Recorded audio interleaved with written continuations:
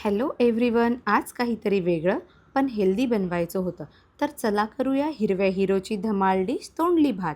पहिल्यांदा तोंडली स्वच्छ धुवून घेतली आणि त्याचे काप करून घेतले व एका पॅनमध्ये तेल गरम करून तोंडली सोनेरी रंग येईपर्यंत परतवून घेतले व ते साईडला ठेवले.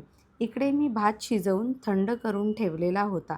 एका कढईमध्ये थोडंसं तेल गरम करून त्यात जिरं, मोहरी, चणा डाळ, उडद डाळ, सुकी लाल मिरची, हिरवी मिरची, काजूचे काप, कढीपत्ता घालून छानसं परतवून घेतलं. वरतून चवीपुरतं मीठ घातलं व शिजवलेला भात, तोंडली, कोथिंबीर ॲड करून मिक्स करून एक वाफ काढून घेतली आणि आपला तोंडली भात तयार झाला.